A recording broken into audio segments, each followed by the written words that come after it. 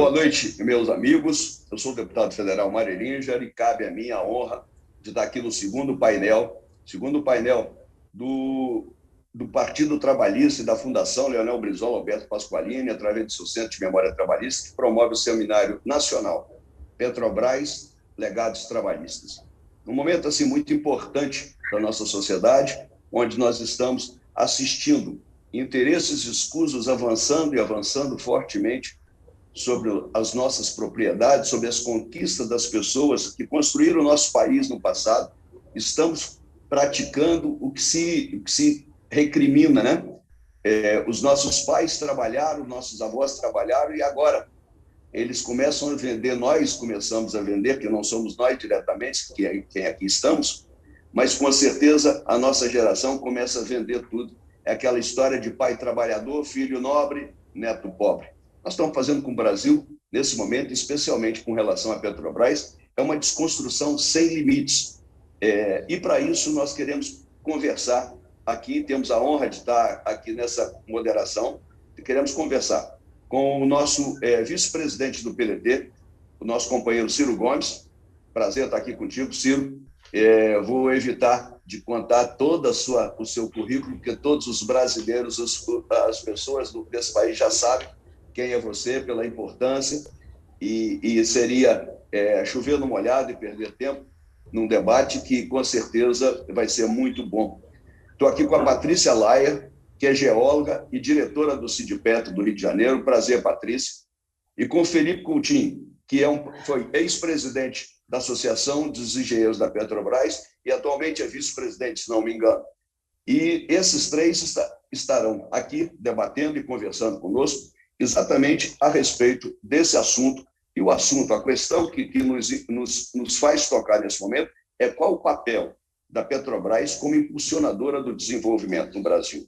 Nós sabemos muito bem que a Petrobras sempre foi o nosso maior ativo internacional.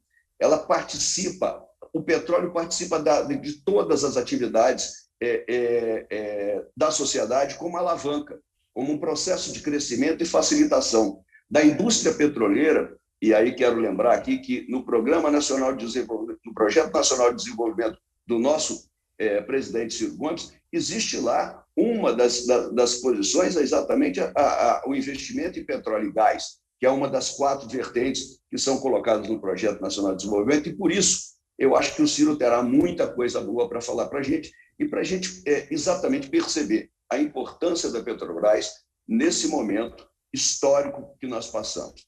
Estamos vivendo um momento onde alguns políticos, e a grande maioria, e eles estão hoje com a condição de estar com a caneta na mão, estão esquartejando a Petrobras, acabando com as nossas refinarias, estamos perdendo a oportunidade de sermos... eu sou do interior de Minas, eu sou de uma região cafeicultora, e a gente sempre disse, nós precisamos de agregar valor ao café, para não exportar simplesmente o café. A Petrobras, que já construiu isso tudo, agora começa a esquartejar e perder as suas partes, e isso é em detrimento do bem-estar do brasileiro, porque na hora que o refino passa para a mão privada, esse dinheiro, esse lucro, ele não vai ficar mais no Brasil, ele não vai ser reinvestido no Brasil.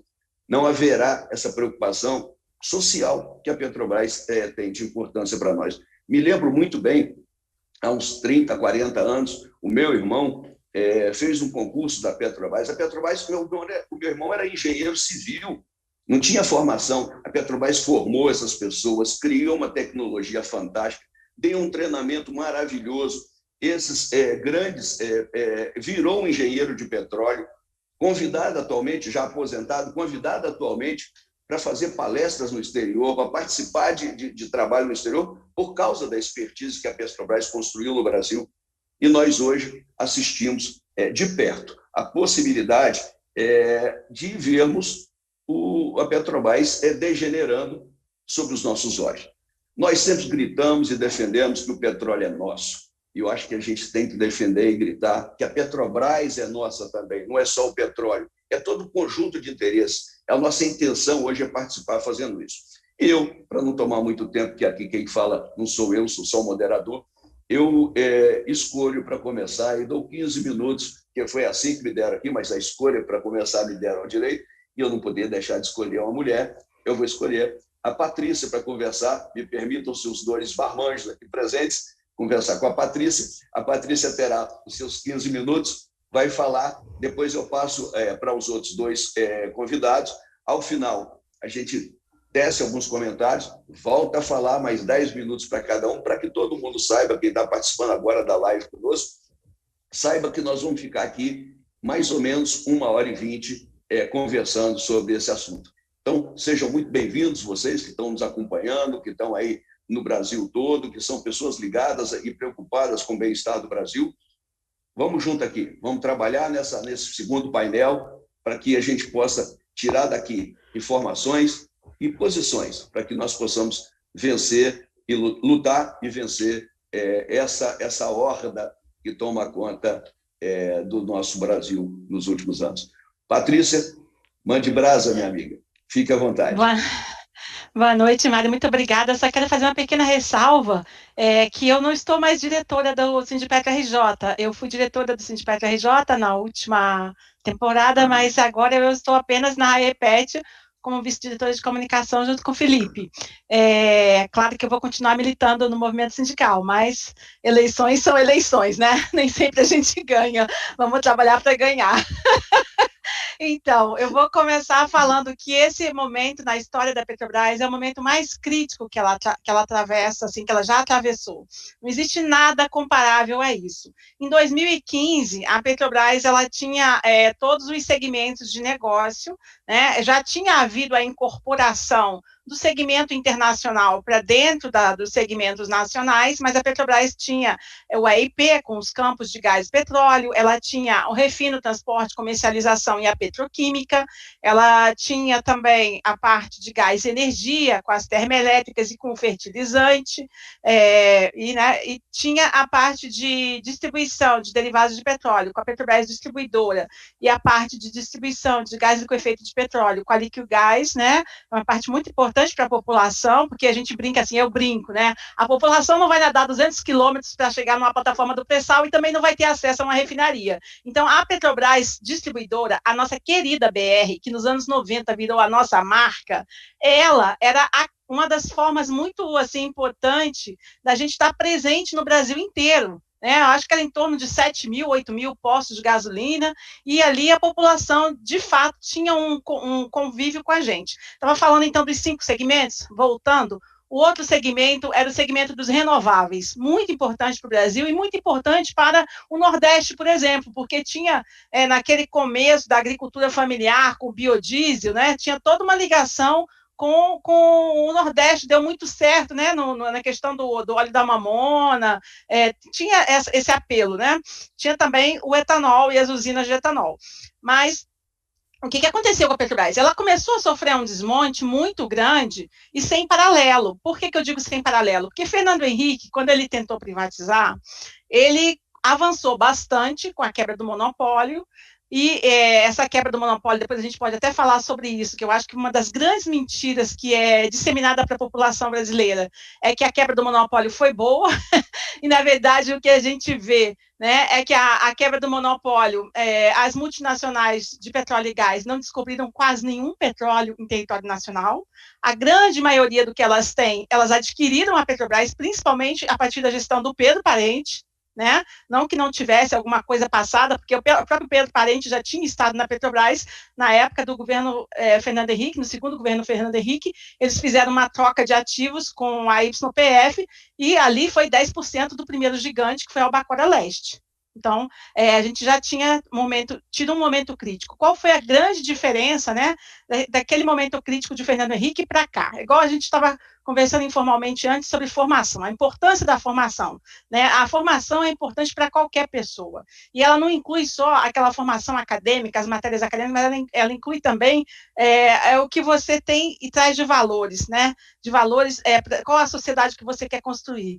Então, quando a gente pega Fernando Henrique, ele tinha acabado, na década de 80, a Petrobras tinha acabado de descobrir os gigantes do pós-sal da Bacia de Campos, e tínhamos todo aquele movimento bonito da redemocratização do Brasil e o movimento da Constituinte, né? Foi um movimento muito, muito bonito, e muitas pessoas que tinham participado da campanha O Petróleo é Nosso, elas estavam vivas, né? e continuaram vivas até o iniciozinho dos anos 2000, algumas ainda estão vivas, né, mas ali ainda tinha muita gente. Então, houve, na própria Constituição, com a Constituição do monopólio, né, aquilo foi um movimento, né, e foi muita luta para chegar nisso. Depois o Fernando Henrique ele começa a desmontar, mas ele não consegue desmontar de uma hora para outra. A gente tem aquela grande greve de 95, como uma resistência petroleira, né? E os próprios setores da sociedade civil estavam mais organizados para defender a Petrobras. O que acontece hoje em dia? Acontece hoje em dia que eu acho que realmente a democracia está em vertigem. A Petrobras está num momento muito pior, né? Porque eu falei que a gente tinha 5 segmentos. Quando a gente analisa aí as vendas, olha, campos de petróleo e gás, as vendas de campos e blocos, elas são somadas, está na faixa de 200 a 300 os campos de petróleo e gás que foram vendidos ou oferecidos à venda e estão à venda. Então, assim, uma grande quantidade de campos de petróleo e gás já foi vendida, né? Quando a gente olha hoje para a Bacia de Campos, tá? Os gigantes do pós-sal da Bacia de Campos, que tem o pré-sal, que é o caso, por exemplo, de Albacora, né? Albacora e Albacora Leste estão 100% à venda. Albacora, em 2018, teve um trabalho publicado por uma equipe da Petrobras falando na OTC, se eu não me engano, que é um evento internacional assim, de renome na indústria de petróleo e gás, e eles falaram que no pré-sal, só no pré-sal desse gigante de Albacora, tinha tido uma descoberta que era forno, e que tinha ali um VOIP, né, um volume de óleo in place, de 3 bilhões de barris. Então, isso é só o pré-sal, tá? Você aplica aí um fator de 30%, que é um fator conservador. E por que eu falo que é conservador, 30%? 30% daria 1 bilhão de barris de volume de óleo equivalente recuperável só do pré-sal. Quando eu falo que é conservador, eu falo que é conservador com base num outro trabalho da própria Petrobras. Um outro trabalho, falando sobre os campos maduros da Bacia de Campos, falou que o campo de Marlim já chegou nos 40% e está indo rumo aos 50%, a ultrapassar os 50% do fator de recuperação. Então, quando você pega isso, né, e pensa aí na quantidade de petróleo, né, que o pré-sal é uma descoberta recente, gente, a gente tem que ter em mente isso. O pré-sal é uma grande descoberta, é uma província maravilhosa, com certeza, reconhecidamente pela própria Associação Norte-Americana de Geólogos de Petróleo, ele foi a maior descoberta do milênio, né, de 2000 para cá, não tem para ninguém, mas eu falo assim, eu falo que até para trás, assim, se a gente for olhar, e for olhar assim, qual foi a outra grande bacia que foi descoberta, que você escuta falar antes assim do pré-sal? A própria Bacia de Campos, nos anos 70, e o Mar do Norte nos anos 60. Então, assim, o pré-sal, ele é realmente muito importante do ponto de vista geopolítico do petróleo, né? Do ponto de vista geopolítico mundial, assim, justamente, acho que a causa, uma das causas dessa grande destruição que a gente vem passando na Petrobras. E quando eu falo que a gente não tem, assim, a reação é diferente, eu falo também pelas pessoas, né? Porque quando a gente teve a Bacia de Campos, as multinacionais vieram atrás delas, vieram atrás e os próprios funcionários da Petrobras defenderam. Essa é uma história que, infelizmente, muito pouca gente na sociedade brasileira conhece, é uma história que não está nos livros, né? E é um dos resquícios da nossa ditadura, infelizmente, que muitas histórias não chegaram ao conhecimento da população como um todo. Mas a Bacia de Campos, quando ela foi descoberta, na época, a importância dela pode ser comparada com a importância do pré-sal em 2006 para a gente. Né? E a Bacia de Campos, a gente tinha tido os contratos de risco na década de 70, né? Por quê? Porque a gente tinha tido o choque do petróleo em 73 e o Geisel, embora dentro dos militares fosse da linha nacionalista, ele teve que se render porque a Petrobras, embora fizesse um esforço enorme para produzir o petróleo que a sociedade brasileira precisava, ela não conseguia produzir todo o petróleo. Pelo contrário, ela produzia 1/5 do petróleo necessário na década de 70, então nós tivemos a abertura para os contratos de risco. Mas o contrato de risco, né, embora eu acho que o Congresso, na época, entendeu muito bem, porque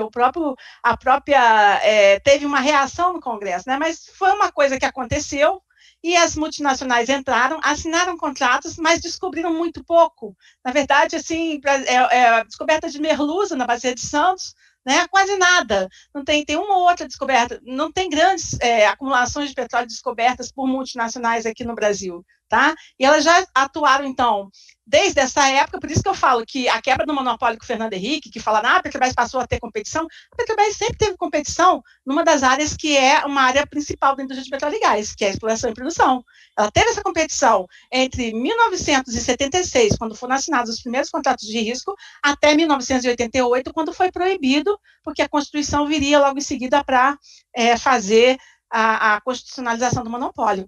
E depois, a partir da quebra do monopólio em 97, a partir dos primeiros leilões, a Petrobras de novo teve concorrência, né?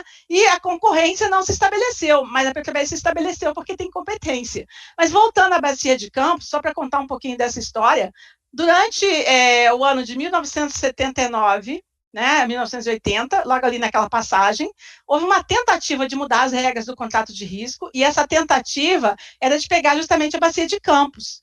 E essa tentativa fracassou porque o telegrama que o ministro de Minas e Energia mandou para a direção da Petrobras ordenava claramente que fossem entregues as áreas que as petroleiras multinacionais iriam escolher o que elas quisessem e que a Petrobras entregasse também os estudos, olha que absurdo, e no final, se elas descobrissem alguma coisinha, a gente ainda ia ajudar a avaliar, para poder dizer se prestava ou não, era isso, tá? Mas quem recebeu esse telegrama foi o então diretor de exploração, que era o Carlos Walter Marinho Campos, o homem que comandou a nossa ida para o mar, né? E ele não aceitou isso, reagiu, conversou com outro geólogo, que era Francisco Celso Ponte, muito mais conhecido como Celso Ponte, que era presidente da Sociedade Brasileira de Geologia, e eles fizeram uma denúncia através do Menestrel das Alagoas, né, no Congresso Nacional, no dia 14 de abril de 1980, isso está tudo documentado. Então, depois, agora, há pouco tempo, saiu uma biografia, acho que foi 2017, do Teotônio. Eu peguei a biografia, quase 500 páginas, sei lá quantas páginas, tem umas 20 páginas sobre a Petrobras e não fala nessa história. Então, é uma história que querem esconder do povo.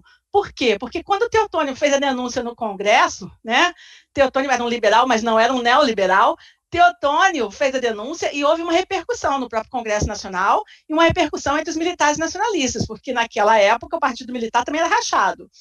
E isso fez com que aquele plano não fosse adiante. Se a gente parar para examinar, houve uma CPI da Petrobras nos anos 80, né, também. O Carlos Walter depois nessa CPI. Eu tenho documentos do depoimento dele na CPI, né? Os documentos, por exemplo, também dele ele registra bem essa tentativa de tomada da Bacia de Campos, sabe aonde? Nas entrevistas que ele gravou para a Fundação Getúlio Vargas, ele falou sobre isso. Eu nunca me preocupei com os contratos de risco, mas quando vieram atacar a Bacia de Campos, aí eu reagir. Ele fala lá os termos mais pirotécnicos, mas basicamente é isso que ele fala. Então, eu queria falar o seguinte, que a gente tem que defender de fora para dentro, a sociedade defender a Petrobras é muito bom, mas o petroleiro tem que defender a Petrobras, entendeu? E naquela época você vê que o cara levou, e era um regime militar, você não tinha liberdade, mas o cara recebeu uma ordem e viu que aquela ordem ele tinha que descumprir. Olha que coisa. Na alta hierarquia da empresa. Então, hoje em dia, a gente vê as pessoas muito carentes de formação. Elas não são carentes de informação, elas são bons engenheiros, elas são bons geólogos, são bons jornalistas, mas, assim, e a formação mesmo, e as outras matérias que cadê essa parte de humanas? Cadê essa parte de economia? Cadê essa compreensão de geopolítica que vão te formar um cidadão para você poder entender o contexto todo e se manifestar? Então, assim, a situação hoje da Petrobras é gravíssima, né? Eu falei aí sobre a parte que eu achei que era bacana contar esse exemplo, porque o pré-sal é só uma analogia, claro que em maior escala, porque os campos do pré-sal da Bacia de Santos, por exemplo, são mega gigantes, e mega gigantes não, são super gigantes, né? São campos com mais de 5 bilhões de barris de petróleo de volume de óleo equivalente recuperável. Campo de Búzios tem pelo menos mais de 13, alguma coisa, né, bilhões de barris de petróleo recuperável. Isso é muito importante. Isso coloca ele entre os 25 maiores campos mundiais, tranquilamente. Outros campos importantes da bacia, o nosso primeiro supergigante, Lula, né, com certeza, um campo aí também com um volume de petróleo equivalente declarado na declaração de comercialidade do campo, de volume de óleo equivalente recuperável de 8,3, se eu não me engano, bilhões de barris de petróleo, uma coisa muito grande, uma coisa, outro patamar para o Brasil. E também temos que falar do complexo de Surus, Berbigões e Atapus, porque agora a gente está para ter o leilão aí do excedente da seção onerosa, que vai acontecer, né? Tudo indica que vai acontecer, e é terrível isso, porque o excedente da seção onerosa, ele já tinha sido antes, em 2014, tinha havido uma reunião do CNPE e tinha ficado para a Petrobras produzir esse excedente. Isso seria melhor para a União e melhor para a Petrobras. E houve essa mudança, toda essa reviravolta na sociedade brasileira, simplesmente canetou-se, anulou-se uma resolução, criou-se outra, fez um leilão em 2019 e vai fazer outro agora. Mas isso tudo, eu acho que é tudo muito questionável. Eu espero, de alguma forma, ter contribuído aí para o nosso debate e eu acho que está bom. Obrigado, Patrícia. Foi muito, muito, muito bom. Tenho certeza que você ainda vai ter mais um tempinho, a gente vai ter um tempo ainda. Você realmente foi brilhante. Me deu até um susto aqui quando você falou de Albacora, com esse volume de petróleo. Esse é só o pré-sal, no pós-sal tinha mais. No nosso pré-sal, é um negócio assim, assustador a gente passar pela cabeça da gente a possibilidade de entregar isso para alguém. Mas é claro, eu estou aqui só para, como todos os outros que estão assistindo, espero que estejam gostando, eu estou aqui para moderar essa reunião. E a pergunta né, qual o papel da Petrobras como impulsionadora do nosso desenvolvimento? Então, eu vou passar agora para o nosso companheiro presidente Ciro Gomes, que agora eu vou fugir, vou por ordem alfabética, entre ele e o Felipe. Né? Eu criei meus critérios aqui para ajeitar do meu jeito.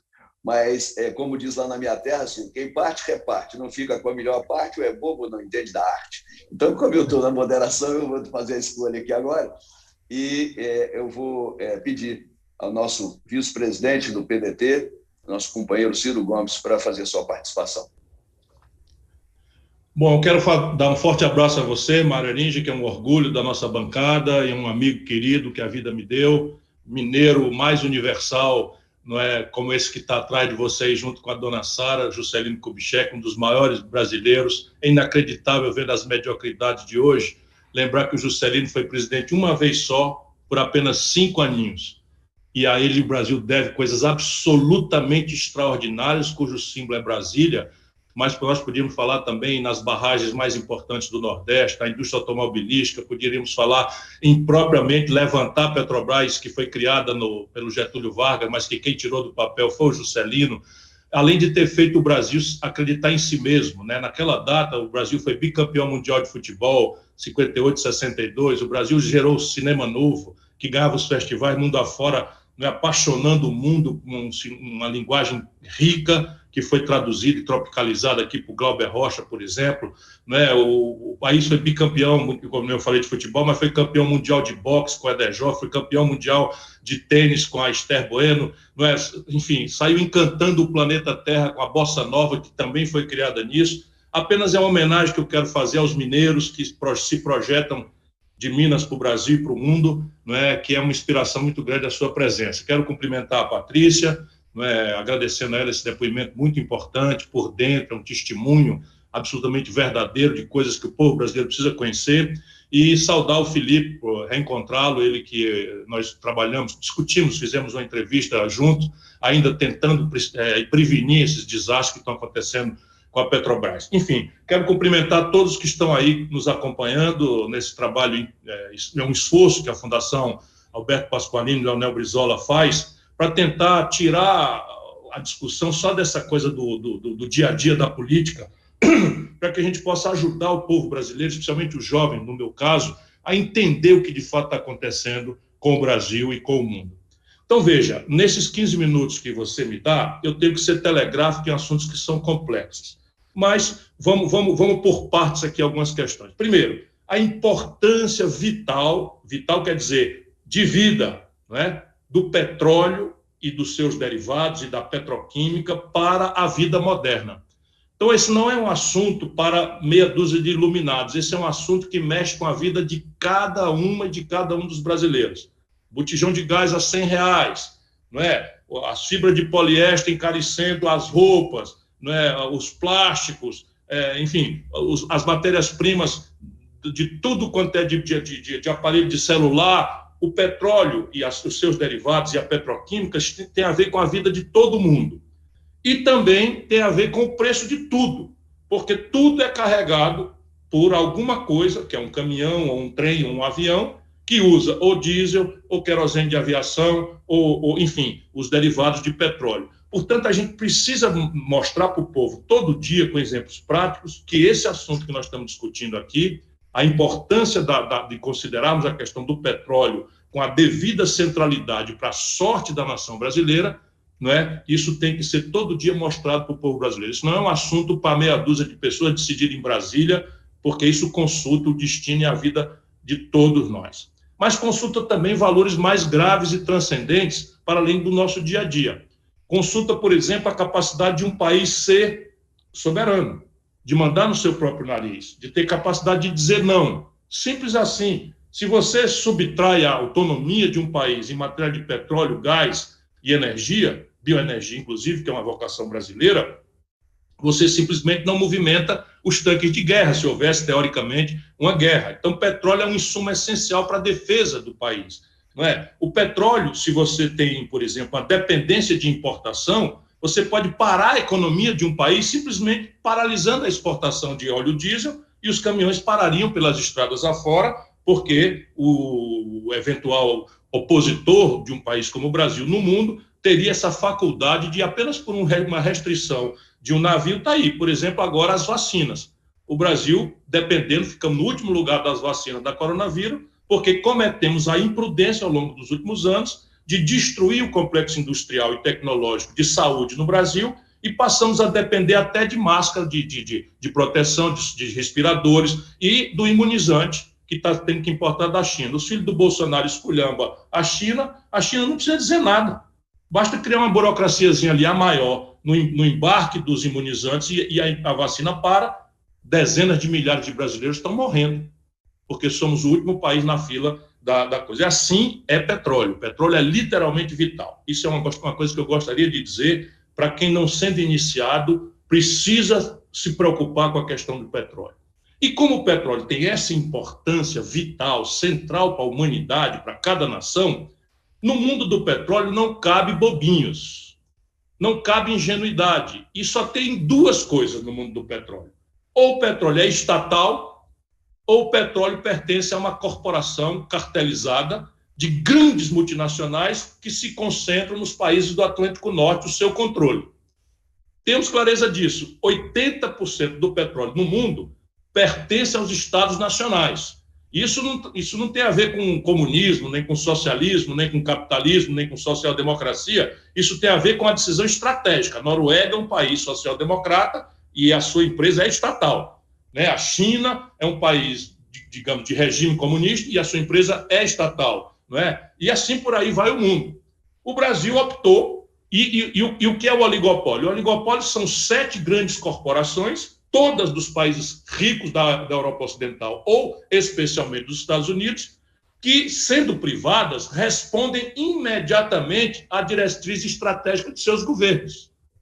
Portanto, você ser petróleo privado nos Estados Unidos é uma coisa, ser petróleo privado no Brasil é outra coisa radicalmente diferente. Por quê? Porque lá a Exxon, que é americana e inglesa, ou holandesa e inglesa, ou a Chevron, enfim, essas aí, imediatamente o governo manda o quinto nível dizer, vai por aí ou vai por acolá, e eles obedecem imediatamente pela vinculação umbilical, né, que esse setor tem com a questão da defesa, com a questão de tudo que eu já mencionei.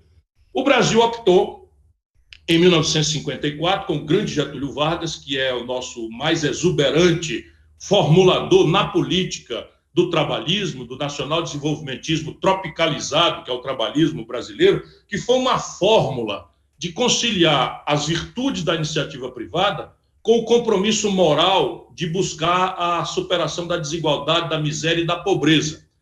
E o desenvolvimento é absolutamente consequência de alguns fatores estratégicos. Um deles é a energia, e petróleo é essencial. O Brasil importava tudo do estrangeiro. quando ele tomou essa decisão. E ele tomou essa decisão, é muito importante a gente saber que a propaganda, as mistificações, a mentirada, que inclusive entram na grande mídia brasileira por influência do dinheiro estrangeiro, diziam na data que o Brasil, tanto por relatórios norte-americanos quanto por relatórios soviéticos, que no Brasil não tinha petróleo. E o Getúlio, né, resolveu fazer em cima da engenharia brasileira, da geologia brasileira, do pioneirismo do Monteiro Lobato, que já vinha questionando essas questões. O Getúlio fez a aposta e cria a Petrobras, colocando o Brasil, então, na linha dos países que estrategicamente compreendiam que o petróleo tinha que ser uma riqueza pertencente à coletividade, à nação como um todo, e administrada em linha com os interesses estratégicos de uma nação que ia agora afirmar um projeto nacional de desenvolvimento frente à comunidade internacional. E acreditem, nunca ninguém vai deixar um país como o Brasil entrar no mundo dos países ricos se não for na cotovelada. Por quê? Porque cada coisa que a gente produzir aqui dentro, a gente vai deixar de importar de alguém lá fora. Cada coisa que a gente produzir aqui dentro com eficácia, nós vamos perfurar mercados lá fora exportando. E isso é concorrência. Não é nem negócio de ideologia propriamente, é concorrência. E o Getúlio pagou com a própria vida, né, ter tomado essa decisão de amor, de paixão, de compromisso com o Brasil. Bom, montamos uma das mais extraordinárias companhias de petróleo do planeta Terra, porque nós fomos na direção, não é, por importância estratégica, e as coisas foram melhorando na capacitação técnica e tecnológica nossa. A Petrobras foi capacitando um corpo de engenheiros, de geólogos, de profissionais de altíssima compreensão, com treinamento lá fora, e começamos a desenvolver a inteligência necessária para fazer com que a Petrobras se transformasse numa companhia integrada, como raríssimas companhias do mundo conseguiram, e todas querem ser. Muito importante os brasileiros de hoje saberem disso, porque petróleo é um negócio muito melindroso, muito complicado, ele tem oscilações terríveis. Essa é uma das grandes razões estratégicas do petróleo ser estatizado, de ser pertencente ao Estado, porque também você tem um soluço qualquer, um navio atravessa o canal do Suez, o petróleo estoura de preço. Os americanos mandam matar o general iraniano, o petróleo estoura de preço. E isso, a gente tendo uma companhia nossa, ela pode se guiar apenas pelos seus custos e deixar o país independente, imune, vacinado, não é, dessas oscilações especulativas que quebram os países que não têm autonomia, autossuficiência em petróleo e nos seus derivados. Pois bem, o Brasil, ao desenvolver uma companhia integrada, nós transformamos a Petrobras numa companhia capaz de estar presente do poço ao posto. Isso era um slogan de algum momento da propaganda da Petrobras, que a Patrícia deve lembrar aí, porque é uma historiadora para além de tudo, mas havia uma propaganda que me dava muito orgulho, eu era menino. Então, a Petrobras, a sua Petrobras, uma empresa brasileira do poço ao posto. O que quer dizer isso? O poço quer dizer a exploração, a lavra, a pesquisa, a tentativa-erro, a audácia tecnológica de subverter toda a literatura, como nós fizemos recentemente, graças à engenharia brasileira. As pessoas estão vivas aí, elas estão todas vendo o que está acontecendo. Nenhum livro de geologia admitia que eu pudesse haver capacidade de exploração de petróleo abaixo da linha do pré-sal. Todo mundo já sabe o que é pré-sal. Você tem uma lâmina d'água, às vezes, de 500 metros, 1.000 metros, depois disso tem terra, né? Depois da terra tem um sal, e depois desse sal, numa profundidade monstruosa, com pressões absolutamente inimagináveis, em que os materiais não resistem, a Petrobras, rompendo toda a interdição técnica que o mundo inteiro afirmava não ser possível, foi lá e descobriu. Mas isso é tentativa-erro, é investimento do Estado Nacional Brasileiro, é investimento do dinheiro do povo brasileiro, que a Petrobras muito bem desenvolveu. Portanto, o risco da lavra, da pesquisa, da exploração, da extração, é muitas vezes compensado pela logística. Porque você, depois de tirar, você transporta o óleo e depois transporta os derivados, o gás, o óleo diesel, o querosene de aviação, transportava, porque o Brasil agora importa 100% do estrangeiro. Na hora que os americanos quiserem, os aviões brasileiros param todos, porque o Brasil, no governo Bolsonaro, não produz mais querosene de aviação, e eles estão fazendo isso, é um apagão para além da criminosa e corrupta, o corrupto esquartejamento da Petrobras. Pois bem, o que está acontecendo nesse momento? E aí a gente precisa ter clareza para depois voltar ao assunto, eu não quero extrapolar o tempo que me foi feito. O mundo convulsionou-se mais recentemente. Os principais provedores dos países ricos do Ocidente, lá ali, estão em convulsão política, não é? O Irã, a Síria, o Egito, a Líbia, não é? E a Arábia Saudita está numa iminência de desestabilização. E a Rússia está forçando a mão para avançar como grande provedor, especialmente de gás, para a Alemanha, que é o centro nevrálgico da Europa, e isso causou uma mudança na compreensão estratégica das fontes de petróleo para o mundo rico, para o Ocidente rico, nossos, né, contemporâneos aqui, nossos conterrâneos aqui das Américas e da Europa.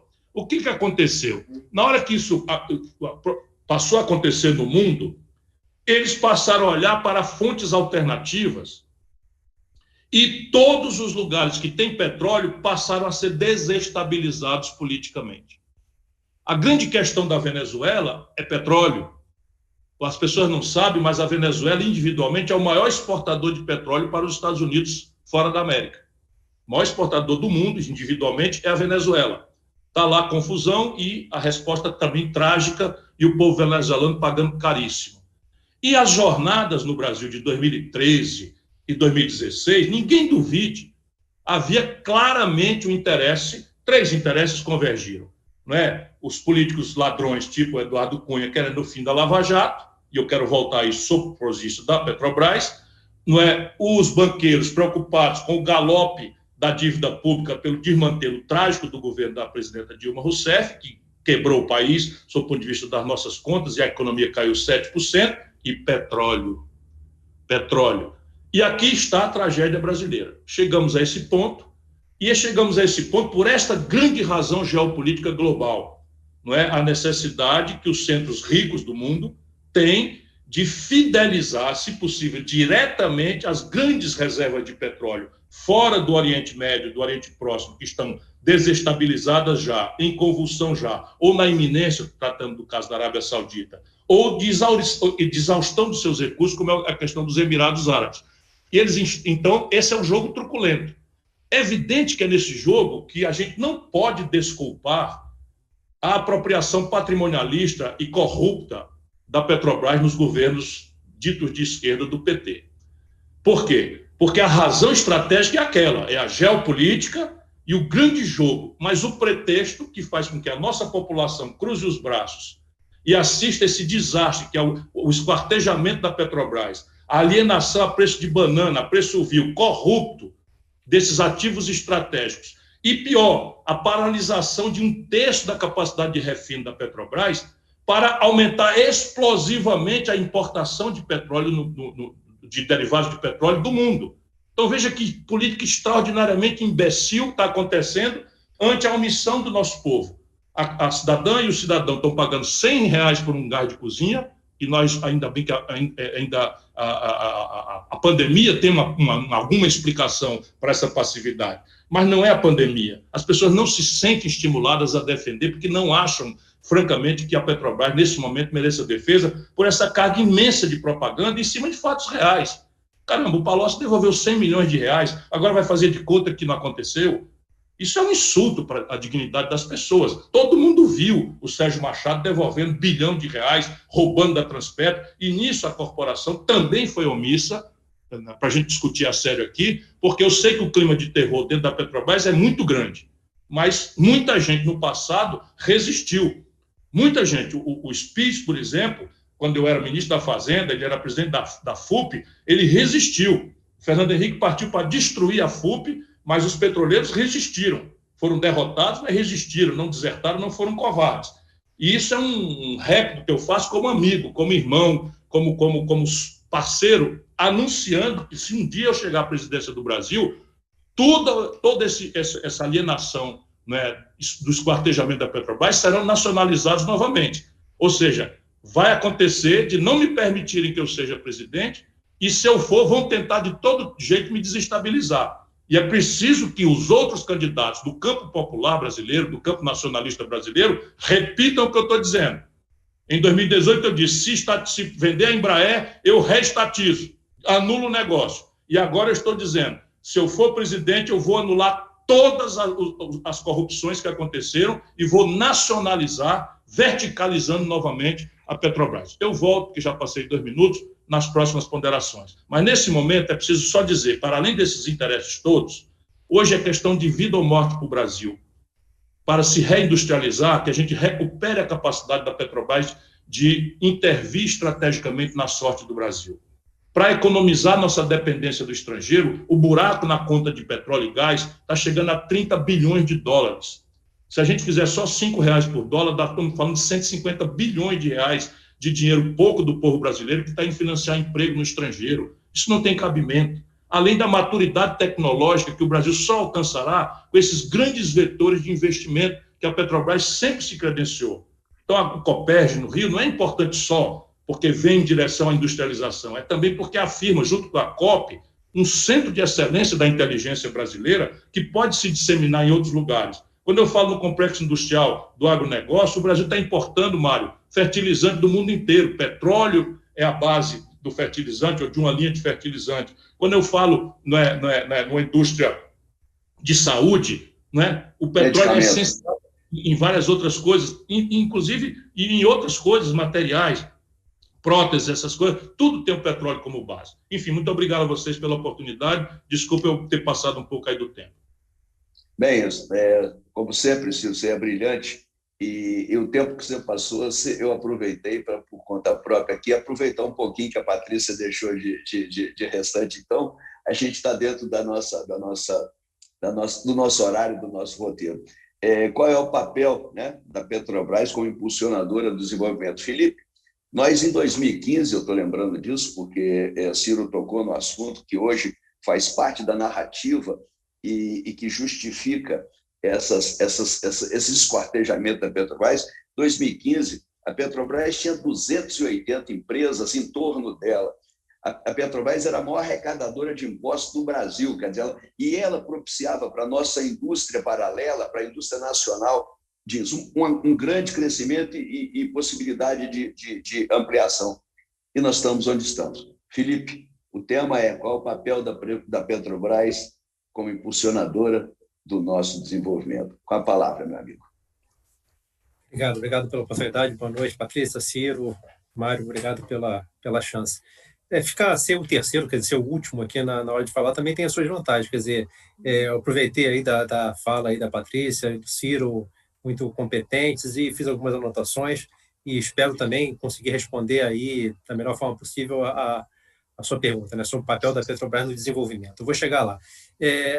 Antes, assim, eu queria fazer uma ponderação sobre a grandeza do pré-sal, A Patrícia colocou muito bem sobre a grandeza do pré-sal, comparando as suas reservas com relação às últimas que têm sido descobertas no mundo. Na verdade, o que tem acontecido na história geológica mundial, vou aqui me arvorar, falar um pouco sobre geologia na presença da Patrícia, ela me corrija se eu estiver errado. Na história da experiência humana com relação à descoberta e uso do petróleo, o que a gente vem observando nas últimas décadas é que o melhor petróleo, quer dizer, aquele petróleo mais barato de ser produzido, ele vem sendo esgotado. E como qualquer atividade extrativa na vida, seja dos minérios, seja do petróleo, seja de qualquer outra, você primeiro busca as reservas que são as melhores, ou seja, aquelas que são mais acessíveis, mais fáceis de você acessar, mais fáceis de você transformar, são as que você tem maior concentração, no caso dos minérios, E, em suma, são as melhores e mais baratas de se produzir e mais fáceis de você utilizar. Então, da mesma forma como toda a indústria extrativa, as melhores reservas de petróleo foram produzidas primeiro, foram encontradas e produzidas primeiro, foram esgotadas. Hoje, o que a gente tem é um aumento do preço médio do barril que vem sendo descoberto e produzido em relação àquele preço que vem sendo exaurido. Então, essa é uma tendência que é uma tendência geológica. Uma contratendência a isso é o desenvolvimento tecnológico. Ele cumpre o seu papel. Certamente, o desenvolvimento tecnológico transforma recursos piores em mais acessíveis na medida que a gente usa a nossa inteligência para poder explorar e utilizá-los. Mas, em última análise, quem dá a última carta é a natureza. A inteligência humana, o nosso engenho, a nossa capacidade está em transformar recursos da natureza. Mas a natureza, especialmente com recursos finitos dessa ordem, ela impõe a palavra final, ou seja, não adianta vir a contratendência do desenvolvimento tecnológico, porque ela não é suficiente justamente para você impedir essa tendência que acaba se impondo, que é a exaustão dos melhores recursos. Então, é isso que a gente vem vivendo na indústria do petróleo no mundo, é a exaustão dos melhores recursos. E é nisso que a gente tem acesso ao pré-sal, né? E o pré-sal, em termos comparativos com o que vem sendo descoberto nas últimas décadas, é uma reserva muito grande e de boa qualidade, tá certo? Mas se você comparar com aquelas reservas que foram descobertas lá no início do desenvolvimento da indústria do petróleo, que depois, ao longo dos anos, foram sendo descobertas reservas gigantescas e muito baratas de serem produzidas, aí a comparação já não fica tão a favor do pré-sal. Mas não é com essas reservas do passado que a gente tem que comparar o pré-sal. A gente tem que comparar com as reservas que vêm sendo descobertas agora. Por isso a sua importância. Mas agora é o seguinte, o pré-sal é grande ou não é grande? A pergunta é essa, o pré-sal é grande? Se você compara com as reservas que vêm sendo descobertas, você fala, realmente, o pré-sal é muito grande. Mas se você compara com as necessidades não atendidas da população brasileira, o petróleo do pré-sal não é grande o suficiente. É um alerta que eu quero fazer, no sentido de que o consumo brasileiro de energia per capita, ele é tão baixo que chega a ser ridículo. E como existe correlação entre consumo de energia e crescimento econômico, e como existe correlação entre consumo de energia e crescimento e desenvolvimento humano, quer dizer, medido pelo IDH, né? Consumo de energia per capita tem correlação com o IDH das nações, e a gente vê que o consumo brasileiro de energia per capita é muito baixo, e a gente faz uma projeção de quanto seria necessário consumir no Brasil de petróleo. Eu já fiz um estudo nesse sentido e cheguei à conclusão que a gente deveria ter um consumo de 10 milhões de barris de petróleo por dia, enquanto hoje a gente consome alguma coisa da ordem de 2. Ou seja, para que a gente tenha um consumo de energia per capita padrão europeu ocidental, não é nem padrão dos Estados Unidos, que ainda é maior, né? Não é nem padrão canadense, nada disso, é um padrão Europa Ocidental, né? Então, se a gente pretende ter um desenvolvimento humano padrão Europa Ocidental, um nível de consumo, um nível de cidadania, de conforto, de produtividade do trabalho, que também é compatível e é proporcional ao consumo de energia, se a gente pretende almejar esse nível de desenvolvimento, né, sem fazer nenhum tipo de ruptura no padrão econômico, etc., usando aí o desenvolvimento econômico e social que se tem no mundo ocidental, né? Se a gente tem essa perspectiva, o consumo de petróleo no Brasil teria que ser de 10 milhões de barris por dia. Tá? Hoje é da ordem de 2, como eu disse, então teria que ser 5 vezes maior. Se a gente tem que consumir 5 vezes mais o petróleo que a gente consome hoje, o que eu defendo e tenho sustentado, escrito artigos, tentando demonstrar, não quero que ninguém seja convencido simplesmente porque eu estou falando, né? Na verdade, o poder de convencimento eu quero que seja aceito como hipótese, e o convencimento seja alcançado na medida em que se leia, se estude, se entende o que se está propondo, no caso, essa é a minha tese. Então, a minha tese é o seguinte, não existe petróleo, mesmo com pré-sal, suficiente para que a gente se dê ao luxo de exportar petróleo cru. E o que está acontecendo no Brasil é uma exportação crescente de petróleo cru. Nenhum país se desenvolveu exportando petróleo cru por multinacional estrangeira. Nenhum país que seja continental e tão populoso quanto o Brasil e pretenda incluir os 210 milhões de brasileiros numa vida digna, nenhum país com esse tipo de característica pode se dar ao luxo de exportar petróleo cru, seja por multinacional estrangeira, seja também por uma estatal como a Petrobras. E o que a gente vem vivendo no Brasil é uma exportação crescente de petróleo cru com um consumo interno rebaixado. Um Brasil onde estão incluídos 20 milhões de pessoas e as outras 150, 180 milhões de pessoas vão sendo cada vez mais marginalizadas da vida cidadã, do direito ao consumo, né? Com uma política de preços absurda, que alinha os preços da Petrobras aos preços paritários de importação, como se o Brasil não tivesse capacidade de produzir e refinar seu petróleo aqui para abastecer o seu mercado a custos muito mais baixos, que são proporcionais aos custos da Petrobras. Então, diante de todo esse absurdo que vem sendo imposto ao Brasil, é um destino colonial. É uma nova colônia em que esse ciclo que a gente está entrando, já está avançando, é um ciclo colonial do tipo exportador de petróleo cru. Todo ciclo do tipo colonial tem características similares e tem características particulares. Mas uma característica geral de todos eles é o seguinte, os ciclos de exploração do tipo colonial passam por um ápice e depois decaem. E nesse processo em que há um progresso, quer dizer, uma evolução, um crescimento do ciclo do tipo colonial, uma minoria de brasileiros se apropria da gestão desse ciclo de exploração colonial. Enquanto a grande renda do ciclo colonial vai para fora. São as perdas internacionais, sempre lembradas também pelo glorioso e saudoso Brizola. Então, as perdas internacionais aumentam com a evolução do ciclo colonial. Uma meia dúzia da classe dominante brasileira se apropria da gestão desse ciclo do tipo colonial e os recursos são exauridos. E não tem uma segunda oportunidade para usar um recurso daquele mesmo tipo. Então, o que está acontecendo no Brasil é isso. Quer dizer, a gente tem uma exportação de petróleo cru que supera 1 milhão de barris por dia, né? Uma parte pela Petrobras, uma parte crescente por multinacionais estrangeiras, e esse é um modelo que não traz desenvolvimento, não traz perspectiva de desenvolvimento, é um modelo do tipo colonial. Então, isso precisa ser combatido. Para que isso seja combatido, é preciso entrar na disputa política. A disputa política pela propriedade e uso do petróleo. Para que você tenha direito a ter a propriedade e o uso do petróleo, você precisa da Petrobras, uma empresa estatal, verticalizada, forte, e sobre uma gestão, sobre uma política que prioriza o interesse nacional, prioriza o interesse da maioria. Então, é isso que falta, uma decisão política, né? Essa experiência da Petrobras é uma experiência que remonta uma afirmação nacional. E a partir do momento em que essa afirmação nacional, a afirmação da soberania nacional, vem sendo colocada em xeque, né, isso vem sendo ameaçado, e inclusive a perspectiva que se teve, até no próprio governo Lula, que era uma perspectiva de desenvolvimento nacional a partir da exportação de petróleo cru, que é isso que vinha sendo colocado nos planejamentos estratégicos da Petrobras, desde a época do Gabrielli, durante toda a gestão do governo Lula, em que se fazia planos de negócios, fazendo projeções de produção de petróleo que nunca foram alcançadas, ou seja, todos aqueles planejamentos que foram apresentados furaram no sentido de projeção de petróleo cru que se projetava produzir, e isso prejudicou, inclusive, a imagem da Petrobras e prejudicou o entendimento da própria população com relação ao sucesso que nós vínhamos tendo no pré-sal. Porque a partir do momento que você faz uma projeção que não é alcançada, por mais que você tenha um desenvolvimento que é meritório e deveria ser comemorado, como o plano não era alcançado, a Petrobras era vítima de críticas da sociedade, dos meios de comunicação e tudo mais, né? Se dava munição para uma crítica que não deveria estar sendo feita. Na verdade, era uma má gestão, um planejamento mal feito, se projetava uma produção de petróleo que não se alcançava. E aquela projeção e aquela produção de petróleo que se pretendia ter era um petróleo que gerava um excedente para exportação. Se pretendia, se imaginava que se podia desenvolver o Brasil exportando petróleo cru.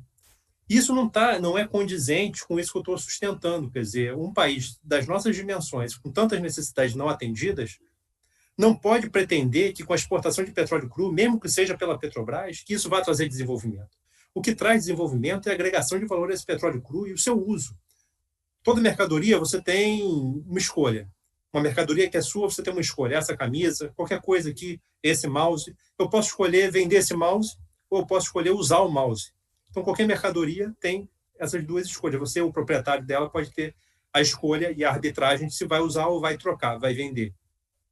No caso do Brasil, a escolha que deve ser feita é pelo uso do petróleo, não pela sua troca, em troca de papel pintado de verde, que é uma moeda sem lastro, desde a década de 70, desde 71, que foi rompido o Bretton Woods, e o dólar não tem mais o padrão ouro. E se criou os petrodólares justamente para tentar sustentar o valor relativo do dólar. E foi muito bem sucedida, quer dizer, os petrodólares foram muito bem sucedidos na medida que se impôs ao mundo a necessidade de se comprar dólar para acessar petróleo. Então, esse foi o sucedâneo do padrão ouro, né? Mas, de qualquer maneira, é uma moeda que cada vez mais vem sendo impressa sem nenhum tipo de lastro, né? E o Brasil não pode escolher, né, utilizar, quer dizer, não utilizar, mas vender uma mercadoria estratégica para o nosso desenvolvimento como petróleo em troca de papel pintado de verde, nem que nessa dimensão tenha uma atuação estatal forte. Coisa que nem isso vem acontecendo. Na verdade, o que vem acontecendo é a alienação pura e simples do petróleo para multinacionais estrangeiras e a sua exportação, né, cada vez em volumes maiores, enquanto o Brasil importa derivados, isso muito também, por conta de uma política arbitrada e desastrosa, uma política de preços, né, que vem sendo adotada pela direção da Petrobras desde outubro de 2016. Tudo isso foi possível através daquele mito criador, o principal a justificativa que embasou todos esses tipos de decisões que foram sendo tomadas pelo governo brasileiro na gestão da Petrobras, que foi o mito da Petrobras quebrada, né? O mito da Petrobras quebrada foi uma falácia que foi construída através da Lava Jato e da repercussão midiática da Lava Jato, mas não só disso, né? As direções da Petrobras, tanto da Graça Foster quanto do Aldemir Bendini, não responderam a esse ataque político e midiático, revelando que a Petrobras não estava quebrada.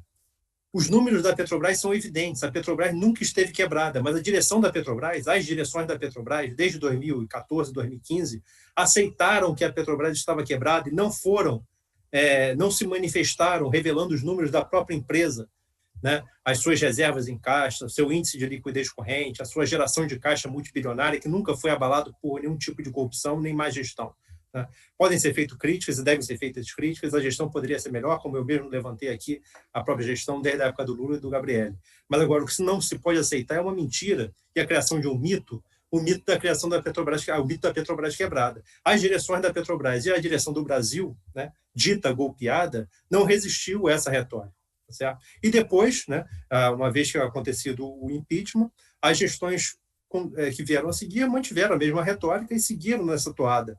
E através do mito da Petrobras quebrada se justificou as privatizações, justificou uma série de coisas, e com a justificativa inicial de que era para reduzir a dívida, uma falácia, quer dizer, a Petrobras, para reduzir a dívida, não precisou das privatizações, quer dizer, a gente mostra em números antes e depois o papel das privatizações na redução da dívida, e ele foi ínfimo, da ordem de 25%, do que se reduziu da dívida da Petrobras entre 15 e final de 18. Apenas 25% veio da privatização, 75% veio do caixa da Petrobras, geração de caixa da Petrobras. Né? Então, é uma dívida perfeitamente administrável, né? Sempre foi assim. Mas eu não quero me alongar, eu imagino que eu já devo estar extrapolando, né? Mas eu tinha que passar por essa questão do mito da Petrobras quebrada, porque esse é um mito fundador, que a partir dali se construiu toda uma narrativa. E, aliás, é bom lembrar também que o maior plano de privatização da história da Petrobras foi apresentado pelo senhor Aldemir Bendini, na gestão da Dilma Rousseff, um plano de privatização de 57 bilhões de reais, que é evidente que ele não conseguiu tocar à frente, porque houve o impeachment e aquele governo e aquele presidente da Petrobras não pôde tocar à frente o maior plano de privatização da história da Petrobras. Mas esse mesmo plano que ele tinha apresentado foi sendo realizado pelas gestões subsequentes, sob o governo Temer e agora Bolsonaro. Né? Então, é isso que eu gostaria de registrar para efeito de registro histórico, da verdade histórica. Se a Patrícia aqui muito bem lembrou fatos passados importantíssimos da nossa história que merecem ser revelados, cuidados, né, para que a gente tenha, assim, a memória histórica, também essa memória recente ela precisa ser preservada. A cada um que tem a sua postura política, a sua decisão política, a sua ação política, a cada um desses agentes merece uma responsabilização histórica, na medida em que essa posição política foi melhor ou pior para os destinos do nosso país. Então, é basicamente isso. Obrigado. Olha, parabéns. Nós estamos chegando na segunda parte do nosso debate, do nosso painel, e essa segunda parte, cada um dos senhores e a senhora vão ter a oportunidade de falar por 10 minutos e comentando a fala dos antecessores. Eu ouvi algumas coisas e fiquei aqui para provocar vocês um pouquinho.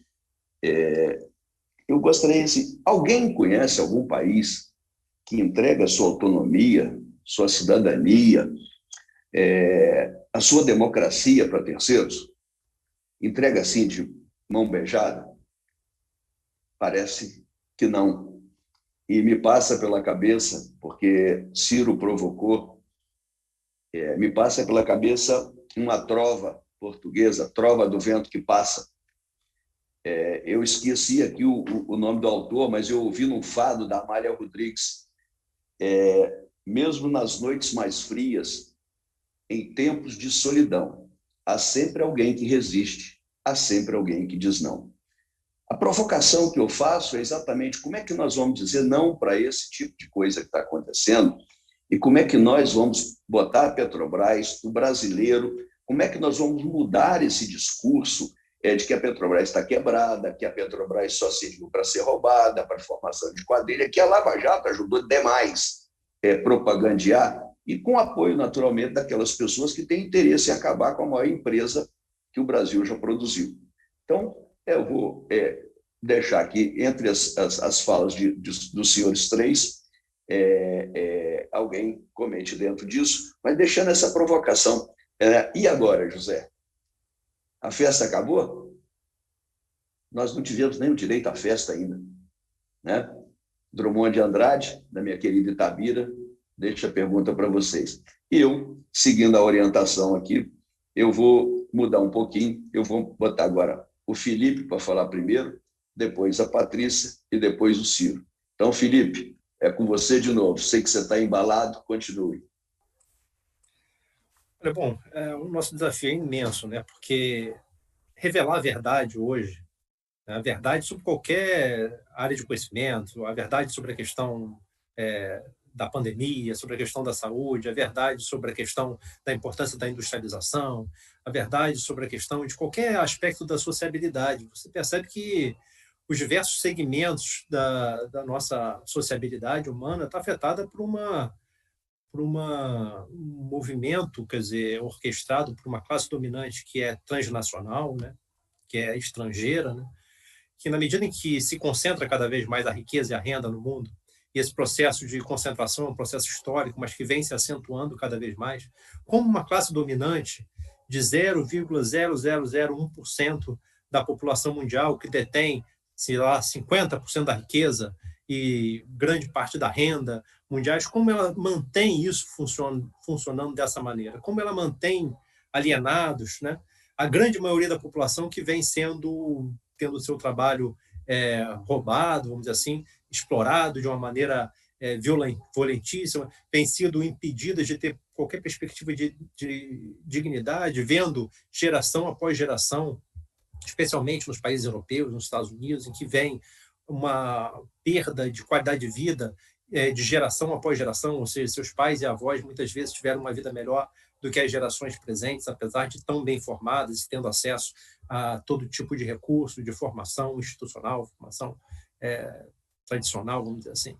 Isso é o que vem acontecendo nos centros do capitalismo e nas periferias, que em alguns lugares, durante algum tempo, se viveu alguma melhoria, também vem se percebendo que a concentração de riqueza, da renda e da riqueza, né, e exaustão dos melhores recursos naturais, como o caso do petróleo, né, isso tudo vem causando uma assim, precarização da vida, né, tanto do trabalho quanto da vida social. E para manter toda essa sociabilidade, toda essa injustiça progredindo, não há outro recurso que não a propagação de mentiras. Porque se as pessoas têm acesso ao que é a realidade, né, elas vão se revoltar, elas não vão aceitar. E a maioria, quer dizer, a força da maioria é justamente essa, elas serem a maioria. Agora não adianta nada. Você é uma maioria que não tem consciência, está desorganizado e acha que vai resolver seu problema sozinho, né? Então, mas justamente são essas ilusões, a ilusão do individualismo, a ilusão de que você sozinho tem que resolver seus problemas e não existe nenhuma outra condicionante, não existem outros interesses que acabam condicionando a sua vida, o seu sucesso ou o seu fracasso. Na verdade, o nosso destino está ligado à nossa capacidade de organização política, de que a gente reconheça que a gente é a maioria, que a gente possa se unir, se organizar, encontrar lideranças que são fundamentais, porque sem uma liderança não tem a capacidade justamente de unir, potencializar essa força difusa, que é a força da coletividade. A força da coletividade ela precisa de uma liderança justamente para concentrar essa energia e romper a resistência dessa classe dominante que faz valer seus interesses através do poder do dinheiro, poder do capital, né? Então, essa situação em que se insere a Petrobras e é esse o esforço que a EPET, que é a Associação dos Engenheiros da Petrobras, vem fazendo, priorizando justamente a revelar e disputar o senso comum, disputar a opinião pública em condições muito desiguais, mas a gente tem uma vantagem, a nossa vantagem é que a gente tem a verdade, né? A gente tem os fatos, a gente tem os dados, a gente tem as informações empíricas, a gente tem hipóteses que a gente apresenta e que podem ser testadas. E essa é a nossa força, é nisso que a gente vai tentando conquistar, assim, a opinião pública, especialmente formadores de opinião e tudo, né? E no sentido de, com a revelação da verdade sobre a Petrobras, ela se fortalece, a Petrobras se fortalece. E a Petrobras se fortalecendo, ela dá uma perspectiva de desenvolvimento nacional, porque é uma empresa maravilhosa para isso, né? Aliás, o Brasil precisaria de 10, 20, 30 Petrobras. Não basta uma Petrobras para desenvolver o Brasil, precisaria de muitas outras Petrobras, cada uma nos seus segmentos estratégicos, que fossem empresas com mesmo tipo de interesse, ou seja, fazer os investimentos necessários para desenvolver o nosso país, né? E no sentido de trazer dignidade para a maioria da população. Então, é assim que eu vejo, né?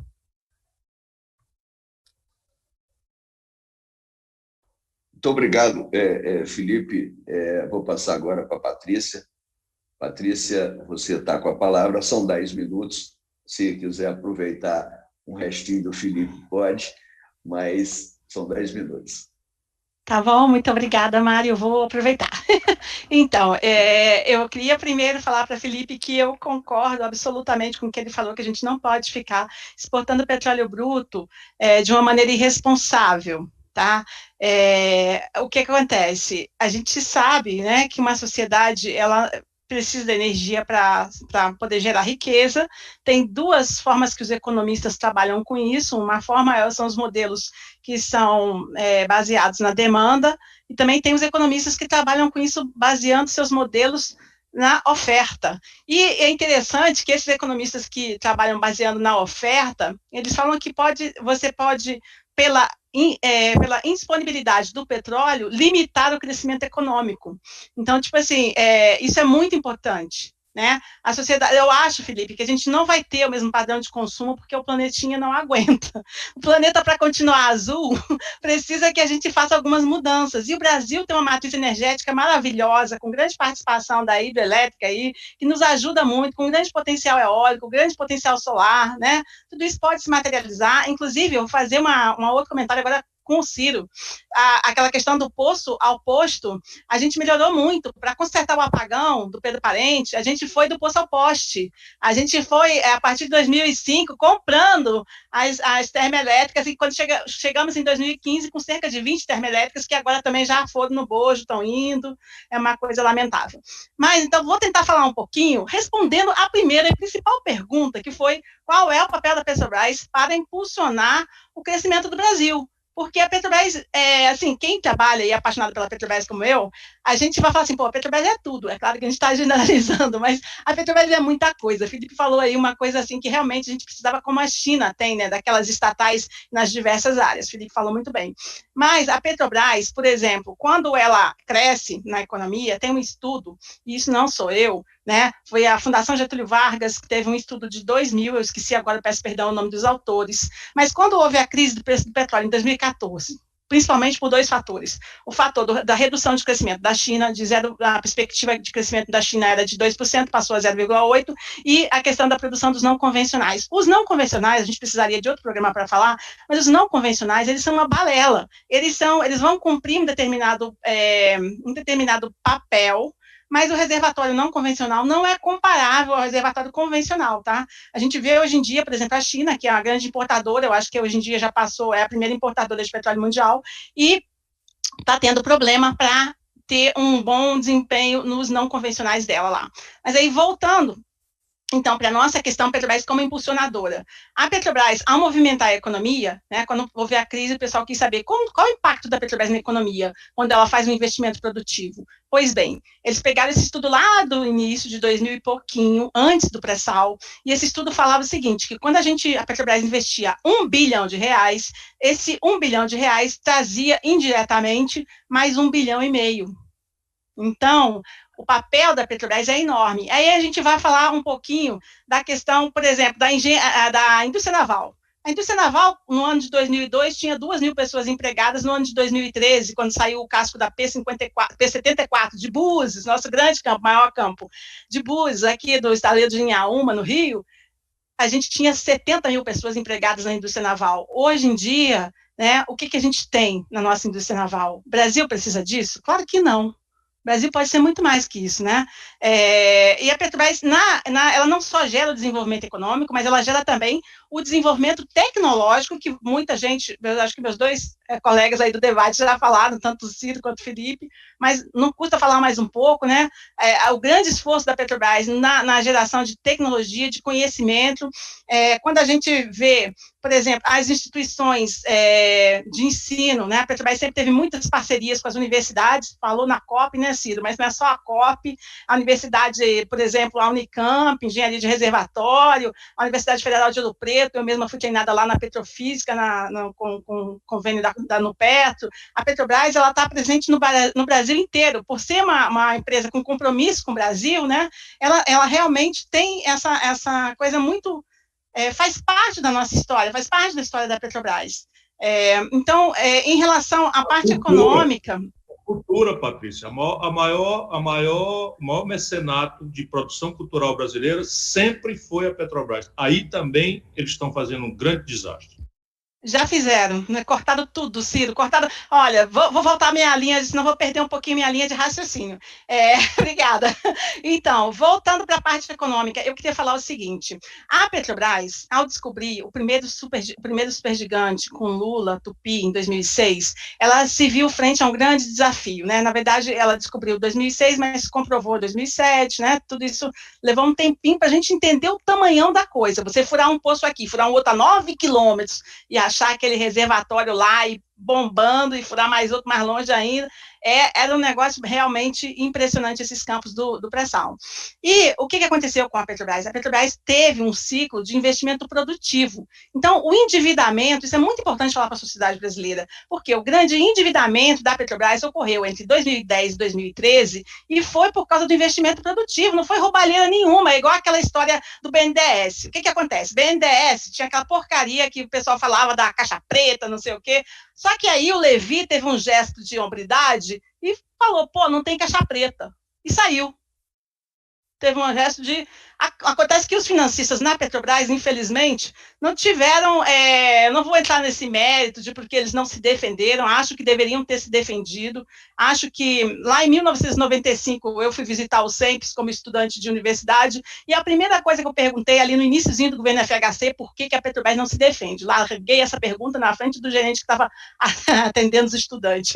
É claro que a resposta não veio, né? Mas, assim, eu acho que isso aí tem que ser perguntado para quem não se defendeu. Vou falar da parte econômica. Eles fizeram investimento produtivo. De 2010 a 2013, a Petrobras estava no Brasil inteiro construindo gasoduto, comprando termoelétrica, construindo unidade em refinaria para poder fazer o combustível com menos enxofre, para esse combustível ter uma qualificação melhor, né? Então, estava fazendo toda a parte de exploração, 2010 a 2014, toda a exploração da seção onerosa.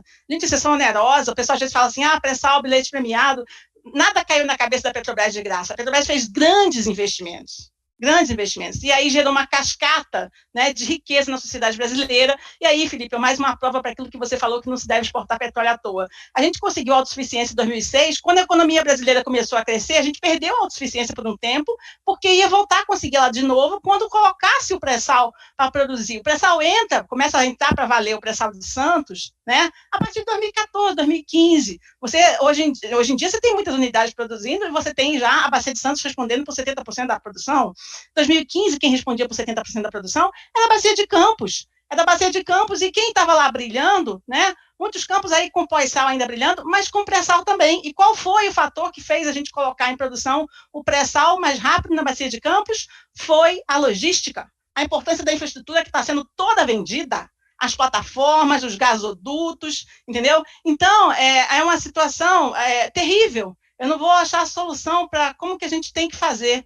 Mas, realmente, qualquer que seja um governante que acredite num país soberano, na autodeterminação, nos valores todos que a gente acredita, vai ter que desfazer tudo isso. É inadmissível isso, entendeu? Só para falar mais uma coisinha sobre a Petrobras, que muita gente não sabe, eu já falei em algumas lives, mas é importante. A Petrobras, para a gente falar de Alcântara é outra coisa também absurda, os americanos terem uma base no nosso território, isso é impossível, inaceitável, inadmissível, tá? E quem é que ajudou a aeronáutica, CTA da aeronáutica, quando a gente tinha um projeto, né, aeroespacial, que a gente vê lá agora, os árabes com o projeto aeroespacial, e a gente aqui no Brasil, a gente não, né, onde que a gente está nisso? Vamos falar claramente? Quem foi que ajudou, quem tinha competência tecnológica para ajudar o CTA? A Petrobras. Então, a destruição da Petrobras é a destruição de muito mais, entendeu? É a destruição do futuro porque a Felipe trabalhou muitos anos no nosso centro de pesquisa, né, Leopoldo Minguez. Eu não tive essa honra, não, eu sempre fui mais da operação com os postos, mas eu sou apaixonada pela minha área. Mas a Petrobras é esse gigante que estava presente na sociedade brasileira e que estava presente gerando riqueza. Quando a economia brasileira, em 2011, é a sexta economia do mundo, a Petrobras era a 10ª empresa mais cobiçada, segundo a Forbes, e não era só entre as petroleiras, era entre todas as empresas do mundo. E ao contrário dessas outras empresas que estão na Bolsa de Valores lá, que é a pura especulação, porque são empresas que, fisicamente falando, de geração de riqueza, muitas dessas empresas modernas não têm essa geração de riqueza a partir da transformação, como a gente tem, né, uma coisa sólida, a gente estava, então, num movimento completamente diferente. Então, vieram atacar a Petrobras, assim, o combate à corrupção, todos nós queremos que tenha. A verdade, fundamental, ainda mais nessa era que a mentira, né, até elege as pessoas. É uma era onde a gente não sabe o que é verdade e a mentira elege algumas pessoas. Então, a gente tem que buscar a verdade, combater a corrupção, mas não destruir as empresas. Eu pego o exemplo do diesel, né, e da Volkswagen. A Volkswagen é um símbolo para o povo alemão. Quando vai lá em Stuttgart, visita o Museu do Porsche e vê que o Porsche, apesar de criar a maravilha do Porsche, ele também desenvolveu o Volkswagen, né, o carro popular. Por quê? Porque tinha uma cultura também de desenvolvimento para a sociedade como um todo. Mas então, voltando aqui ao papel da Petrobras, a Petrobras pode, gente, garantir que o Brasil vai deixar de ser um país em desenvolvimento, que eu já nasci com esse negócio, eu, adolescente, lá com a FMI visitando a gente sempre, eu odiava isso, né, nos anos 80, eu era revoltada, a sorte que eu ficava na dúvida se eu ia ser pacifista, qual era a linha que eu ia seguir, mas aí resolvi estudar um pouco mais. Mas a gente tem essa grande condição com o pré-sal de ter essa energia, não é barata só, é num preço justo, são os maiores poços produtores do mundo. O custo de extração é baixíssimo em dólar, produz o pré-sal, ele não tem só petróleo de excelente qualidade, tem muito gás dissolvido nesse petróleo, então ele tem gás, então o Brasil pode ter gás, e é maravilhoso a gente fazer uma mudança na nossa matriz energética, passando para o gás. Vejam a melhoria que houve na sociedade brasileira quando a gente teve o gás da Bolívia. Tem várias coisas lá sobre o gasoduto da Bolívia, a gente pode falar daquela negociação, mas a gente tem que admitir que tirar o óleo combustível e queimar gás no lugar é melhor para o meio ambiente, é melhor para todos nós, é melhor para o industrial. Então, assim, a Petrobras, ela é tudo isso e muito mais. E a gente não pode ficar passivo. Eu acho muito importante essa oportunidade. Mais uma vez, eu agradeço pela oportunidade de estar aqui com vocês, fazendo esse debate que eu acho importantíssimo para a sociedade brasileira, e vou encerrar por aqui, para não passar da hora. Ô, Patrícia, muito obrigado, muito bom. Eu estou aqui maravilhado, não tenho muito o que falar, eu tenho aqui muito o que aprender, gostei muito. Eu sou dessa turma aí, apesar de ser um pouquinho mais velho, eu sou dessa turma que está esperando esse país chegar, e a gente vai vendo. E o meu sonho é não ir antes de ver isso, né? Então, essa aposta a gente tem que ter, porque senão a gente sucumbe, desiste e deprime. Mas não é esse o nosso caminho, e nós temos aqui que estar aqui para ajudar essa sociedade a levantar a cabeça, mostrar a sua altivez, um país que sempre foi altivo, recuperar o nosso nacionalismo, nosso bom nacionalismo, com força, para que a gente seja soberano efetivamente, porque a nossa guerra hoje é petróleo. No futuro, nós vamos ter que brigar por água, nós vamos ter que brigar por uma série de coisas. Se o país não entender que começa agora, que começa desse jeito, a gente fatalmente vai lutar muito em piores condições no futuro por qualquer coisa que nós quisermos. Meu amigo Ciro Gomes, é com você agora.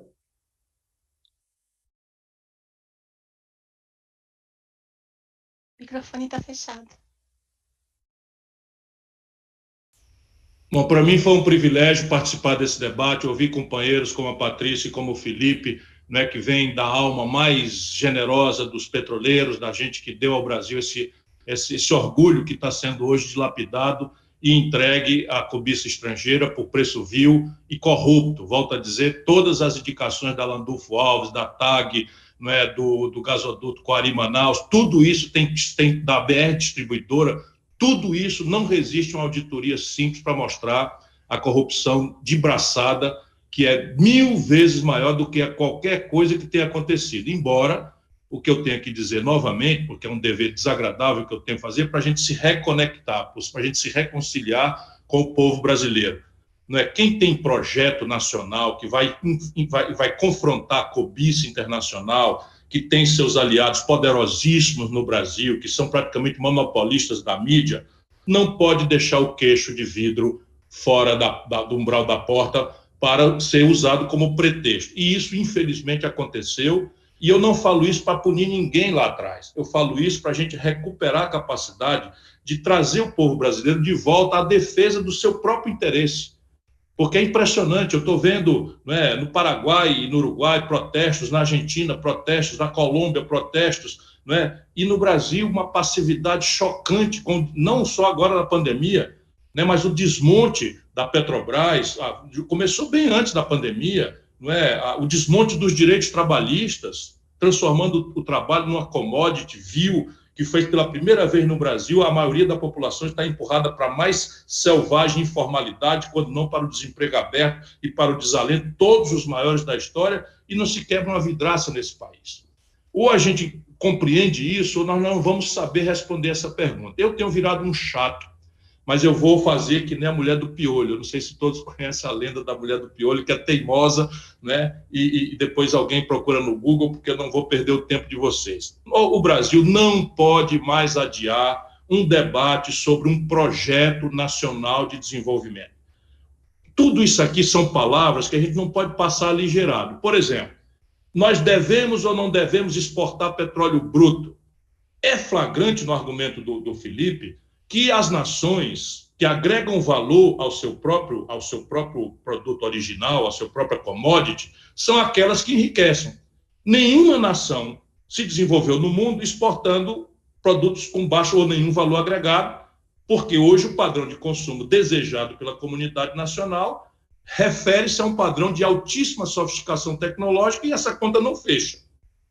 Se a gente imaginar que vai pagar celular, fibra ótica, né, meios de diagnóstico médico, tudo isso moderno, informática, etc., ótica, com soja, milho, boi, frango e petróleo bruto e minério de ferro in natura, essa conta não fecha.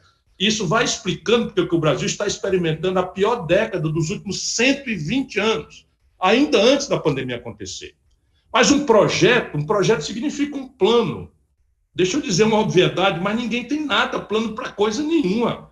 Desde os anos 80 que o Brasil, ao morrer o nacional-desenvolvimentismo, né, pela ditadura, pela alta unilateral de juros, pela corrida tecnológica veloz e complexa que nós não entendemos e perdemos o passo, o Brasil vem claudicando e reagindo, né, com ciclos rápidos de consumismo populista que, né, deixa a nossa sociedade iludida de que agora vai, para logo em seguida vir uma crise. E no consolidado os números são esses.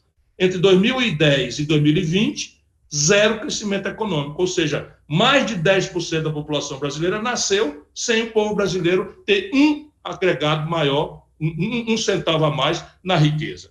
E desenvolvimento não é consequência fatalista do acaso. Por isso que esse debate da Petrobras tem que ser trazido para o meio do povo no ambiente de um plano.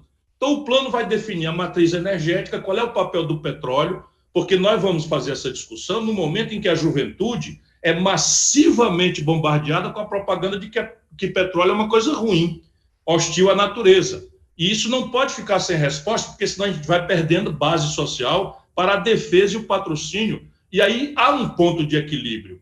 Há um ponto de equilíbrio que tem que ser aclarado no caso brasileiro de forma pragmática.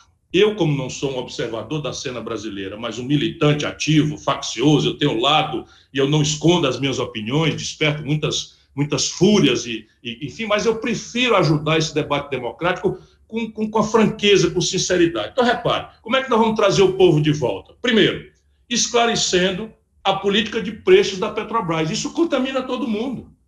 Por que o caminhoneiro está aí se sentindo fraudado? Por que a dona de casa não aguenta pagar um botijão de gás de 100 reais? Ora, porque a política de preço da Petrobras é criminosa e foi montada para privilegiar o acionista minoritário que, por sua vez, estando na Bolsa de Nova York, como o Fernando Henrique colocou, permite, por legislação norte-americana, que um juiz de Nova York determine um intruso dentro da Petrobras, como está acontecendo hoje.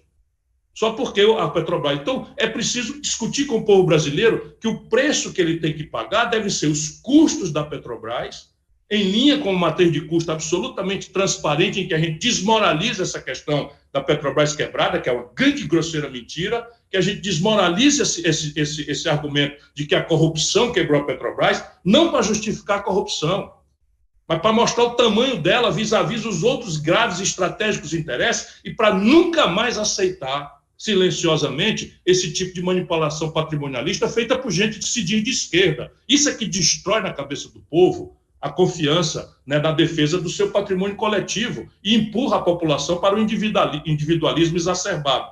Pois bem, na hora que a gente definir que a Petrobras, ensinar para o povo que a Petrobras está cobrando não o preço que custa para ela produzir, que é um dos mais baratos do mundo pelo ganho de escala extraordinário que ela conseguiu em rapidíssimo espaço de tempo no pré-sal, mas pelo custo de oportunidade que ela teria se vendesse em Roterdã.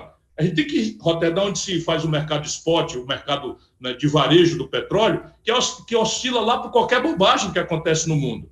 Como também dolarizamos, na medida em que nós paralisamos a nossa capacidade de refino e estamos importando do estrangeiro a gasolina que a gente deixou de fazer aqui. Francamente, o povo vai entender isso. E a gente pode, como eu estou fazendo, já ensaiar números. Em 2018, na minha campanha, eu falei com muita clareza sobre isso e disse qual era a repercussão de adotarmos uma política de preço que fosse em linha com custos, remuneração de ativos, pagamento de imobilizado, enfim, de depreciação e um lucro em linha com as melhores práticas internacionais. Isso daria para a Petrobras cobrar, naquela época, não lembro, R$1,30, R$1,40 a menos do que estava cobrando na ponta do posto de gasolina. E a gente ainda pode ganhar muito mais eficiência pelos ganhos de escala. Então, essa é a primeira grande conexão que a gente deve e pode estabelecer para popularizar novamente o amor à Petrobras como uma das ferramentas essenciais ao desenvolvimento de uma nação soberana, justa, progressista, que devolva ao povo a oportunidade de ter emprego. Qual é a outra segunda questão? É que o desenvolvimento moderno depende de tecnologia. E tecnologia é muito caro. Se o Brasil não tiver grandes corporações com capacidade utilitária de desenvolver tecnologia em todas as áreas, inclusive com aplicações civis extra o seu core business, o seu negócio central, como é o caso da Petrobras, nós não temos como sair disso. E aqui está outra evidência para a gente agregar a inteligência nacional brasileira, né, na defesa desse acervo, desse ativo. As grandes outras questões, por exemplo, o desenvolvimento regional. A Petrobras tinha um plano de estratégia de desenvolvimento que fala numa refinaria prêmio no Maranhão, que fala numa refinaria prêmio no estado do Ceará, que tem que concluir a nossa Abreu e Lima em Pernambuco, que tem que terminar o Comperj, né? E nós não podemos permitir que alguém controle no coração do estado do Amazonas o capital estrangeiro, controlando um gasoduto Coari-Manaus que nós recém construímos e que é essencial para a energia de uma das capitais de onde vem 8% da produção industrial brasileira. Portanto, nós temos muitos argumentos e a grande questão que vai ficando menos fácil de popularizar, mas para o tal mercado que ainda se preocupe com a questão da sanidade econômica do Brasil, o déficit em transações correntes do país. Veja, o Brasil, quando cresce 2 pontos percentuais, que é a média dos últimos 10 anos, entre 2000 e 2010, o Brasil caiu para 2,2%. Por que esse crescimento foi interrompido? Basicamente porque a gente cresce via expansão do consumo, esse consumo é todo de importação, e o buraco na conta do Brasil com o estrangeiro para pagar a importação não fecha, a não ser em ciclos muito artificiais, em que os preços dos nossos produtos tradicionais, as commodities, sobem, e aí a gente se engana de que a gente pode fazer essa farra consumista. Os governos ficam populares. Foi o filme do Fernando Henrique, reeleição 98, foi o filme Lula/Dilma, não é, 2014. Os números são concretos. O petróleo, por exemplo, quando o Lula entregou para Dilma o governo, estava sendo vendido a $130 pelo Brasil. Quando a Dilma foi derrubada, não, $110. Quando a Dilma foi derrubada, nós estamos vendendo a 30. Coisa que a Patrícia lembrou, a queda dos produtos, do preço dos produtos. E aí o mesmo partido, a mesma turma, a mesma gente, era muito popular e depois quebra o país. É o mesmo filme, rigorosamente o mesmo filme. Portanto, nós temos que eliminar esse desequilíbrio estrutural nas contas do Brasil. Como é que a gente faz isso? Aprendendo a fazer celular, aprendendo a fazer, enfim, informática, um novo chip brasileiro, é possível, mas é muito improvável. E uma vez alcançando isso, é muito improvável que a gente alcance escala e volume. Onde é que tem volume? Tem 4 complexos industriais que têm volume para superar, zerar. E nos 4 o Brasil tem protagonismo global. O mais importante deles, o maior deles, onde a gente tem toda a tecnologia, o capital necessário, a expertise técnica, tudo para fazer, é petróleo, gás e bioenergia. Sabe, é uma coisa óbvia. Substituir importação de gasolina, óleo diesel, querosene de aviação, gás de cozinha do estrangeiro e passar a produzir aqui, em real. É tão simples isso, mas isso é o que, de fato, vão nos negar. E aí, vamos discutir se nós vamos guardar esse petróleo. Tem gente que diz que o petróleo tem data marcada para morrer, e que isso seria 3 décadas. O plano vai aclarar, o debate vai aclarar. Mas, por agora, fica óbvio que o Brasil precisa fazer um ciclo de verticalização da sua principal companhia estatal para que o Brasil tenha capacidade de superar o desequilíbrio externo, amadurecer suas tecnologias e promover desenvolvimento, especialmente superando os desequilíbrios regionais. Muito obrigado a vocês, mais uma vez, pelo privilégio de estarmos juntos num debate. Muito obrigado, Ciro. Muito obrigado, Felipe, Patrícia. Para mim foi um prazer estar aqui aprendendo mais uma vez com vocês. Eu vou aproveitar para fazer um comercialzinho aqui. Nós vamos ter amanhã o 3º painel desse seminário virtual do Legados Trabalhistas. Estarão aqui para discutir Petrobras e a guerra híbrida. O nosso queridíssimo Manel Dias, que é o presidente da Fundação Leonel Brizola, Alberto Pasqualini, que é também o secretário-geral do PDT. Vamos ter como convidado o Celso Amorim, que era ex-ministro das Relações Exteriores e ex-ministro de Defesa, o Pedro Pinho, que é o presidente da Associação dos Engenheiros da Petrobras e administrador aposentado, e o jornalista Beto Almeida. Então, amanhã, dia 5 de maio, às 19 horas, tem mais. Porque o que é bom, a gente vai repetir e vai insistir. E aí, quero agora dizer para vocês, deixar aqui o meu abraço querido para todos os brasileiros que nos acompanharam, dar os parabéns à Fundação Leonel Brizola, Alberto Pasqualini, ao PDT, por essa iniciativa de fazer esse seminário, porque o Brasil precisa disso, nós precisamos de conversar dos nossos problemas, porque, com certeza, esse debate de hoje, essa conversa de hoje entre nós, para mim, que não sou o entendido do assunto, me abrilhantou, me botou uma série de coisas na cabeça que eu vou começar a pensar e vou tentar multiplicar. Então, é muito importante que nós façamos isso. E, para encerrar, eu vou deixar, cada um tenha 2 minutos. Eu vou deixar, não, né? Mandaram eu deixar, porque eu aqui sou obediente. Eu vou pedir que cada um de vocês, em 2 minutos, se despeça. Eu vou começar, naturalmente, pela Patrícia, né? Que é o privilégio das mulheres, depois vai o Felipe e depois vai o Ciro. Patrícia, com você, suas despedidas. Eu aproveito, já me despeço aqui de todos, agradecendo a oportunidade de estar aqui com 3 brilhantes pessoas. Eu vou começar agradecendo também essa oportunidade, realmente muito a agradecer. E aí eu vou falar um pouquinho da política, né, do modelo de política energética que eu acredito que a gente deva ter.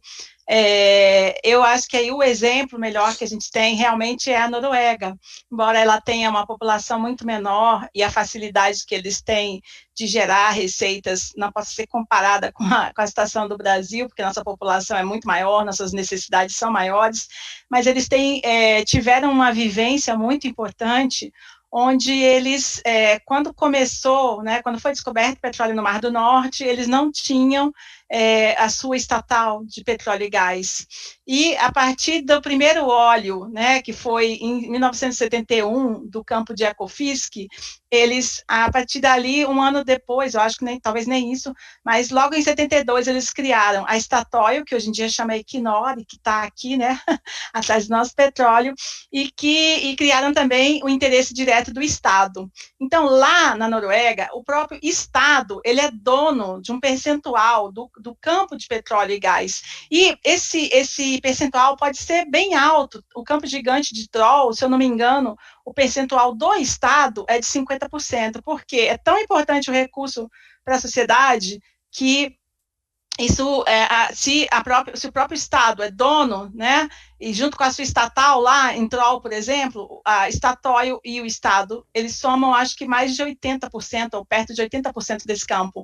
E o que eu queria falar é o seguinte, que como o petróleo, ele é um recurso que, se a gente queima, muita gente pode estar pensando, né, quando a gente fala em petróleo, que está queimando e virando fumacinha que sai do escapamento do carro. Mas não é só isso, como o Ciro falou no começo, tudo que a gente está em volta, eu estou sentada aqui no petróleo, a gente está em volta, tem petróleo à nossa volta, tem petróleo em todos os lugares. Até estou com a ideia de criar um programa que é Descobrindo o Petróleo, mas não é descobrindo o petróleo no interior da Terra, é descobrindo o petróleo ao nosso redor. O que acontece? Quando eles formularam a política deles, eles fizeram o seguinte, procuraram garantir o direito das gerações que ainda nem tinham nascido. Então, essa política de petróleo e gás, né, ela tem que ter como objetivo maior maximizar a geração de riqueza para a nossa sociedade. E uma grande forma de fazer isso, eu vejo, né, na gente seguir realmente o Fundo Social, o que ele foi proposto, e até melhorar com seus 75% para a educação, porque é através da educação que a gente vai dar oportunidade às pessoas, e 25% para a saúde. Então, é isso que eu queria deixar, um recado que a nossa sociedade precisa, né, do petróleo, e que o petróleo realmente ele pode vir a gerar muito para a nossa sociedade. Obrigada mais uma vez. Lembrando que essa guerra pelos 25,75 foi uma guerra vencida pelo PDT, pelo nosso grande companheiro, ex-líder, continua sendo nosso líder, não está líder nesse momento, André Figueiredo, tem que ser lembrado aqui, foi a gente que conseguiu isso. Ô, Felipe, é com você, meu garoto, só despedida. Obrigado. Eu vou aproveitar esses 2 minutos assim, de uma forma bem rápida, para só pontuar algumas questões com relação à política de preços, porque eu acho importante, né? Essa hipótese que o Ciro levantou, de que o sócio minoritário estaria se beneficiando, eu tenho sérias dúvidas de que isso esteja acontecendo, sabe, Ciro? A gente fez algumas contas lá na EPET, é difícil demonstrar, mas é possível você fazer contas e levantar hipóteses, e a demonstração teria que ser empírica. A Petrobras teria que mudar a política de preços e aferir os resultados. Por quê? O que a gente vê? Desde 2016, outubro de 2016, com essa nova política de preços, que é preço paritário ao de importação, ou seja, a Petrobras arbitra um preço como se aquele combustível tivesse sido importado na sua refinaria, né? Não desconsidera os custos da Petrobras, né? E arbitra um preço, quer dizer, estima um preço, como se fosse um preço daquele combustível importado, como se não houvesse pré-sal, como se não tivesse petróleo, como se não tivesse refinaria, foi importado, qual o preço seria? Aí você estima, arbitra, a Petrobras vem fazendo isso, né? Quando ela fez isso, passou a fazer isso, o que passou a acontecer? O combustível da Petrobras perdeu competitividade, ficou caro e encalhado na refinaria.